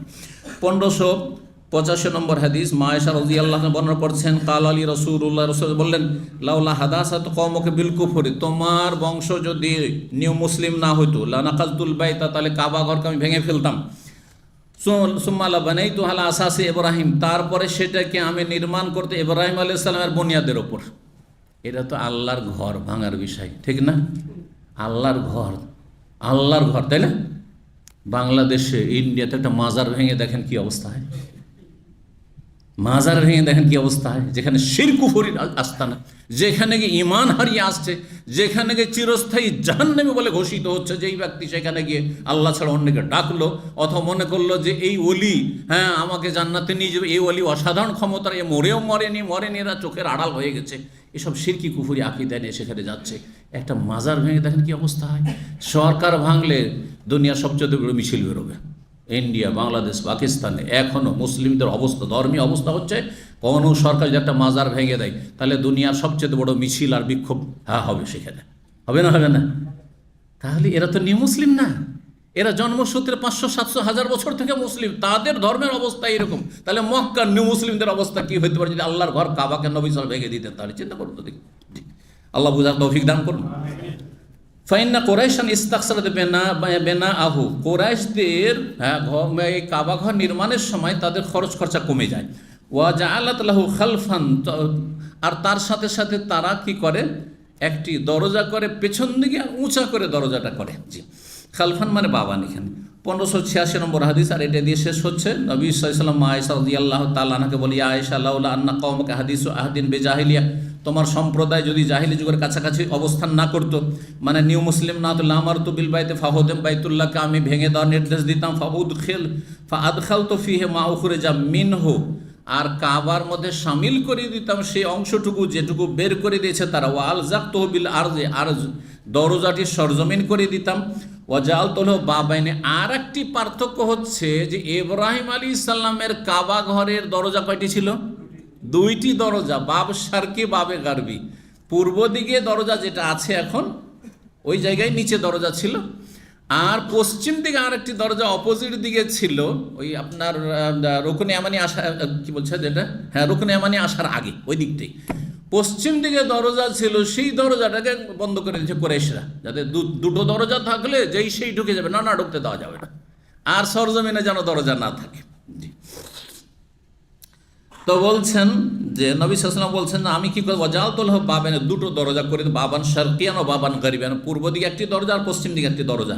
ফাবালাগতু বিহি আসাসে ইব্রাহিম, আর এর মাধ্যমে আমি ইব্রাহিম আলাইহিস সালামের বুনিয়াদ পর্যন্ত পৌঁছে যেতাম। যেমন ছিল ইব্রাহিম আলাইহিস সালামের যুগে কাবাঘর, ওই রকম একেবারে হুবহু কাবা বানিয়ে দিতাম। ফাযালিকাল্লাযী হামালা ইবনে জুবাইর, এখন একটা ঐতিহাসিক ঘটনা চলে আসলো। আব্দুল্লাহ বিন জুবাইর কয়েক বছরের জন্য মক্কার খলিফা হয়েছিলেন। হ্যাঁ, কোন যুগে সেটা? সেটা ছিল আপনার উমাইয়া বংশের রাজত্বের যুগ, খেলাফতের রাশেদার পরে। মুআবিয়ার রাদিয়াল্লাহু যুগ শেষ হয়েছে, ইয়াজিদের যুগ শেষ হয়েছে, আব্দুল মালিক বিন মারওয়ানের যুগ ছিল। দীর্ঘ 7 বছর আব্দুল্লাহ বিন জুবাইর আবু বকর সিদ্দিক রাদিয়াল্লাহু তাআলা আনহুর নাতি, শুনেন, জুবাইর জামাই আসমা রাদিয়াল্লাহু তাআলা আনহার সাথে বিয়ে হয়েছিল। আর আসমা রাদিয়াল্লাহু তাআলা আনহার ছেলে, রাদিয়াল্লাহু তাআলা ছেলে হচ্ছে এই জুবাইরকে আব্দুল্লাহ। এই আব্দুল্লাহ রাদিয়াল্লাহু তাআলা আনহু তিনি নেতৃত্ব পছন্দ করতেন, এক। 2 নম্বর কথা, এটা তার দোষ নাই, কারণ দেখতেন সেই যুগে যে সেই যুগ বিভিন্ন পাপ করছে এই সরকার, এই যে উমাইয়া সরকার স্বজনপ্রীতি করছে আর লুটপাট করছে, বাইতুল মাল তাদের বংশের জন্য কুক্ষিগত হয়ে গেছে, জুলম অত্যাচারের শেষ নাই, অন্যায় অবিচারের শেষ নাই। এদিকে হুসাইন রাদিয়াল্লাহু তাআলা আনহু শহীদুল, আব্দুল্লাহ বিন জুবাইর রাদিয়াল্লাহু তাআলা আনহু আনুগত্য করেননি ইয়াজিদের আনুগত্য করেননি। আর তারপর আব্দুল মালিক বিন মারওয়ানের যুগ পর্যন্ত তিনি 7 বছর দীর্ঘ খলিফা হয়েছেন মক্কায়। মক্কার লোকেরা দেখলেন যে এরা এই উমাইয়া বংশকে পছন্দ করে না, তাদের অবিচারের কারণে, জুলম অত্যাচারের কারণে, তাদের শোষণের কারণে, তাদের দুর্নীতির কারণে, যার ফলে তিনি একটা সুযোগ পেলেন যে আমার অনুগামী তো অনুসারী তো অনেক আছে, তিনি মক্কার খলিফা হলেন। কিন্তু তাকে দমন করার জন্য আব্দুল মালিক বিন মারওয়ানের যুগে হাজ্জাজ বিন ইউসুফের মতো কুখ্যাত জালেম খুনিকে পাঠানো হলো। আর তারপরে কাবা ঘরে সেখানে আক্রমণ করা হলো, আব্দুল্লাহ বিন জুবাইরকে হত্যা করা হলো, আর ফাঁসিতে চড়া হলো, শুলে চড়ানো হলো, আর বড় জুলম অত্যাচারের কিস্সা কাহিনী রয়েছে। ইবনে জুবাইর রাদিয়াল্লাহু তাআলা আনহু যখন মক্কার খলিফা হলেন, তখন চিন্তা করলেন যে ইব্রাহিম আলাইহিস সালামের কাবা ছিল আসল কাবা। শুনে ভালো করে, ঠিক না? ইব্রাহিম আলাইহিস সালামের কাবাই হচ্ছে আসল কাবা। আর তারপরে নবী সাল্লাল্লাহু আলাইহি ওয়াসাল্লাম মক্কা বিজয়ের পরে মাত্র 2টা বছর পেলেন, বেশি সময় পেলেন না। আকাঙ্ক্ষাও করেছিলেন, মা আয়েশাকে বলেছিলেন যে এই কুরাইশরা নিউ মুসলিম যদি না হতো আর এদের বিভ্রান্তির যদি আশঙ্কা না থাকতো, তাহলে আমি ইব্রাহিম আলাইহিস সালামের ভিত্তিতে আমি ফিরিয়ে নিয়ে যেতাম কাবাকে। কিন্তু বাস্তবায়ন করতে পারেননি রাসূলুল্লাহ সাল্লাল্লাহু আলাইহি ওয়াসাল্লাম, এই বাধার কারণ, এই ভয়ের কারণে। এখন সেই ভয়টা দূর হয়েছে, আমি এখানকার খলিফা, এবং যথাসাধ্য তিনি আলহামদুলিল্লাহ ভালোভাবে চালাবার চেষ্টা করেছেন, এবং উমাইয়া বংশের শাসনের চাইতে অনেক ভালো তার শাসন ছিল। জি, খেলাফতে রাশেদের কাছাকাছি তার শাসন ছিল। জি, কিন্তু আল্লাহ রাব্বুল চাননি হয়তো মানুষের পাপের কারণে। মানুষের পাপ হইলে তখন জালেম শাসক আল্লাহ চাপিয়ে দেন, ধীরে ধীরে খারাপ শাসক আসতে থাকে। এটা হচ্ছে দুনিয়ার আল্লাহর আযাব। কিন্তু ধীরে ধীরে মানুষ খারাপ হচ্ছে, তখন শাসক ধীরে ধীরে খারাপ হচ্ছে। দেখেন, আগের শাসকের চাইতে পরের শাসক যত আসবে আরও খারাপ হবে। এত আশা করিয়েন না যে এরপরে হয়তো ভালো আসবে, কারণ মানুষ আরও খারাপের দিকে যাচ্ছে, তখন আল্লাহর আযাব আরও বেশি আসছে। এটা বাস্তব সত্য কথা। তো যাই হোক, আব্দুল্লাহ বিন জুবাইর করলেন, কাবা ঘরকে ভেঙে ফেললেন তার খেলাফত আমলে। আর তারপর কাবা ঘরকে নির্মাণ করেন নবী সাল্লাল্লাহু আলাইহি ওয়াসাল্লাম যেইভাবে তৈরি করতে চেয়েছেন। কীভাবে তৈরি করতে চেয়েছেন? এক, কাবা ঘরে যে জায়গাটুকু ছেড়ে দেওয়া হয়েছে, 6-7 হাত জায়গা, এই জায়গাকে শামিল করে দেবো কাবাতে। ইব্রাহিম আলাইহিস সালামের বুনিয়াদে কায়েম হলো। 2 নম্বর, দরজা সরজমিনে করব। 3 নম্বর, কাবাতে 2টো দরজা করবো, একবারে ওই রকম যেমনটা ছিল ইব্রাহিম আলাইহিস সালাম, ওই রকম কাবা তৈরি করে দিলেন। তারপরে হাজ্জাজ বিন ইউসুফ, জালেম আব্দুল মালিক বিন মারওয়ানের নির্দেশে যখন এখানে এসে তাদের ক্ষমতা চলে আসলো, আর ইবনে জুবাইরকে তারা শহীদ করলো, আর তার খেলাফতের পতন ঘটলো। যেহেতু শত্রু এই কাজ করেছে, তারা মেনে নিতে পারলো না, এটা তারা সীমা লঙ্ঘন করলো, অথচ তাদের মেনে নেওয়া উচিত ছিল, মেনে নিতে পারলো। তারপরে তারা কি করলো? কাবাকে ভেঙে ফেললো, আবার না রাখতে দেবো না। ইবনে জুবাইর, সে তাদের কাছে কি ছিল? সে তাদের কাছে বিদ্রোহী ছিল এবং অপরাধী ছিল। সুতরাং তার ভিত্তি কেন রাখবো? তারা নিজের কুপ্রবৃত্তির অনুসরণে তারা কাবা কাবার ভেঙে ফেলল, আর ভেঙে দিয়ে আবার কোরাইশদের মতো করে কাবা ওই বাকি জায়গাটা ছেড়ে, হাতিম জায়গাটা ছেড়ে দিয়ে, আর তারপরে একটা দরজা ওপরে এইরকম করে আবার তৈরি করে দিলাম। জি। তারপরে ইমাম মালিক রাহমাহুল্লাহর যুগে যখন আব্বাসীয়রা আসলো, উমাইয়াদের খেলাফত শেষ হয়ে গেল, উমাইয়াদের পতন ঘটলো, মর্মান্তিক অবস্থা তাদের এক এক বাচ্চাকে খুঁজে খুঁজে তাদেরকে হত্যা করা হয়েছে। যারা এক যুগে জুলুম করবে তারা জুলমের শিকার হবে, এটা বাস্তব সত্যি। এই যে জুলুম করিয়েন না কখন, আপনি জুলুম করে যাবেন আর আপনার ছেলেমেয়েরা কষ্ট পাবেন, কারো জুলমের শিকার হবে। আপনি ভালো মানুষ হন, আপনার ছেলেমেয়ে শান্তিতে থাকবে, আপনার আগামী প্রজন্ম শান্তিতে থাকবে। 132 হিজরিতে যখন পতন ঘটলো, তারপরে যখন আব্বাসীয়রা আসলো, আব্বাস রাজিয়াদের বংশেরা যখন আসলো, তখন খলিফা মানসুর চাইলো যে ইব্রাহিম আলাইহিস বুনিয়াদের দিকে আবার নিয়ে যাওয়া, তার মানে ভাঙবো। কারণ বিগত যে সরকার ছিল উমাইয়া সরকার, খেলাফত, তারা এরকম করেছে, আমরা এখন কি করব, এর চাইতে ভালোটার দিকে নিয়ে যাব। আমরা কোনটার দিকে নিয়ে যাব? ইব্রাহিম আলাইহিস বুনিয়াদের দিকে নিয়ে যাব। ইমাম মালিক রাহমাহুল্লাহর কাছে মাসলা ফতুয়া পরামর্শ নেওয়া হলো, মাসলা জিজ্ঞাসা করা হলো। তিনি বললেন যে আমি পরামর্শ দিচ্ছি, আপনারা এই কাজ করিয়েন না, কারণ এটা যদি করেন তাহলে হবে কি, আপনাদের পরে আর কেউ আসবে যারা আপনাদের সাথে শত্রুতা রাখে, তখন তারা আবার কাবাকে ভেঙে আবার ওই রকম করবে। এই করতে কিয়ামত পর্যন্ত শুধু কাবা ঘর নিয়ে খেল তামাশা চলতে থাকবে। যে শাসক আসবে নিজের মতো করে তৈরি করে, না রে এরা আমাদের শত্রু ছিল, শুধু ওদের মতো কাবা রাখবো না। এটা দেখবে না যে নবী সাল্লাল্লাহু আলাইহি ওয়াসাল্লাম কোনটা করতে চেয়েছেন, ইব্রাহিম আলাইহিস সালামের বুনিয়াদ কোনটা ছিল, এটা চাইবে না। এই কথাগুলি গুরুত্বপূর্ণ ছিল, সেজন্য এখানে বললাম। আর তারপরে হাদিসটা শেষ করছি। তারপরে ওই অবস্থায় থেকে গেল, যতই শাসক ভালো আসুক, কিন্তু আর কাবা ঘরে হাত দেয়নি। ঠিক আছে, কাবা ঘরে খেদমত করতে থেকেছে, কিন্তু যে অবস্থায় আল্লাহর ফয়সালা, এটি সৃষ্টিগত ফয়সালা যে এভাবে থেকে যাক, সুতরাং থেকে গেছে, যাতে করে কাবা ঘর নিয়ে আর এই শাসকরা খেলতামাশা না করতে থাকে। তো যাই হোক, ফাযালিকাল্লাযী যে হামালা ইবনে জুবাইর, এই কারণে ইবনে জুবাইর উদ্বুদ্ধ হয়েছিলেন, অনুপ্রাণিত হয়েছিলেন কিসের জন্য? আলা হাদমিহি, যে কাবা ঘরকে ভেঙে ফেলে ইব্রাহিম ইসলামের বুনিয়াদের দিকে নিয়ে যায়। কালা ইয়াজিদ বলছেন শাহিদতু ইবনে জুবাইর, আব্দুল্লাহ বিন জুবাইরের আমল আমি পেয়েছি বা দেখেছি, হিনা হাদামাহু ওয়া বানাহু, যখন তিনি কাবা ঘরকে ভেঙে পুনর্নির্মাণ করেছিলেন, ও আদখালা ফিহি মিনাল হিজরের অংশটুকু তিনি কাবা ঘরে শামিল করে দিয়েছিলেন। ওয়াকাদ রাআইতু আসাসা ইব্রাহিম আলাইহিস সালামের ভিত্তি, আমি যেটা ভিত্তি, সেই ভিত্তি আমি দেখেছি, হেজারাতান পাথর, আসনেমাতিল এবলে, সেই পাথরটি ছিল উটের কুঁজের মতো, উটের চূড়ার মতো। কুঁজ বলেন না চূড়া বলেন? যে ষাঁড়ের চূড়া উঠে থাকে উপরে, কি বলেন? কুঁজ বা চূড়া দুটোই বলা হয়। উটের সানামুন মানে হচ্ছে চূড়া, আর তারই বহু বচন হচ্ছে আসনেমা। কালা জারির মানে ইব্রাহিম আলাইহিস সালাম যে প্রাচীন যুগে নিচে থেকে তৈরি করে নিয়ে এসছেন, তার লক্ষণটা ছিল এখানে। এই যে হিজর ঘেরা আছে, এইখানে ইব্রাহিম আলাইহিস সালামের বুনিয়াদের পাথর তখনও ছিল, এটা দেখতে পেয়েছিলাম যখন ভেঙে তিনি পুনর্নির্মাণ করেন। জারির বলছেন ফকুলতু লাহু, আমি জিজ্ঞেস করলাম, আইনা মওদু, ইব্রাহিম আলাইহিস সালামের বুনিয়াদের যে পাথরটি দেখেছিলে সেটা কোথায়, তার জায়গাটি? কালা ওরি কাহুল আন, এখন তোমাকে দেখাচ্ছি। ফাদাখাল তো মাহুল হিজর নামক স্থানে, সেখানে হাতিমে আমি প্রবেশ করলাম। ফা আশারা এলা মাকান, একটি জায়গায় তিনি দেখাইলেন যে এইখানে, না। কালা জারির বলছেন ফাহাজার তো মিনাল হিজরে সিত্তা তাজর আও নাওহা, তারপরে মেপে দেখলেন যে কতটা জায়গায় কোরাইশরা ছেড়ে দিয়েছিল ইব্রাহিম আলাইহিস সালামের কাবার ঘরের, সেটি ছিল 6 হাত। সিত্তা তো আজরইন, জেরার বহু বচন। জি, তো 6 হাত জায়গা, এইটুকু জায়গা যে আজকাল প্রাচীর দিয়ে ঘেরা আছে, কতটা? আনুমানিক 6 হাত জায়গা। এই জন্য নাহবিহা বলা হয় 6 অথবা তার একটু বেশি জায়গা, এইটুকু জায়গা ছেড়ে দেওয়া হয়েছে। আর আল্লাহর ফয়সালা সৃষ্টিগত এইভাবে এখন পর্যন্ত আছে।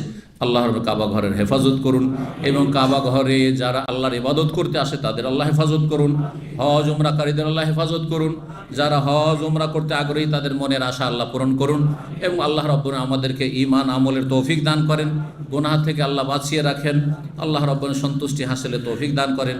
ওয়া সাল্লাল্লাহু সাল্লাম আলা নবিয়িনা মুহাম্মদ ওয়া আলা আলিহি ওয়া সাহবিহি আজমাইন।